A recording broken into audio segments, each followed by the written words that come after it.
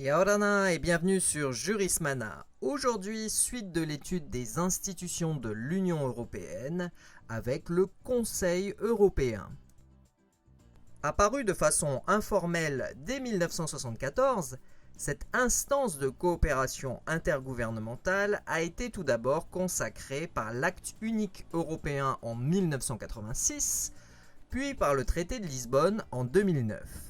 Et ce pour donner à l'Union européenne les impulsions nécessaires et définir les orientations de politique générale, comme par exemple le passage à l'euro, la relance du processus d'intégration après l'échec du projet de constitution pour l'Europe, ou encore la définition d'une politique commune sur la question migratoire.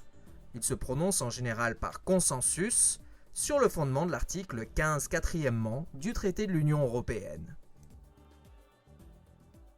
Les membres du Conseil européen sont les chefs d'État ou de gouvernement des 27 États membres de l'Union européenne, avec le président de la Commission européenne. Le haut représentant de l'Union pour les affaires étrangères et la politique de sécurité participe aussi aux réunions du Conseil européen lorsque des questions relatives aux affaires étrangères y sont examinées.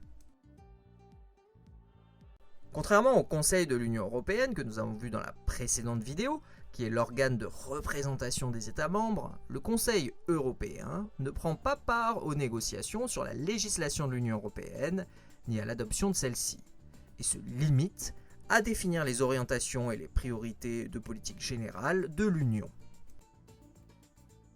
Le Conseil européen comporte aussi un président qui est élu pour une durée de 2 ans et demi, renouvelable une fois.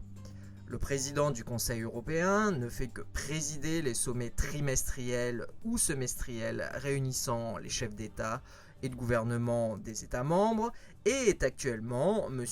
Charles Michel qui a pris la suite de M. Donald Tusk le 1er décembre 2019. Et voilà, nous en avons terminé avec cette très brève vidéo sur le Conseil européen de l'Union européenne. Merci à tous et à très bientôt sur Jurismana. Parheyane!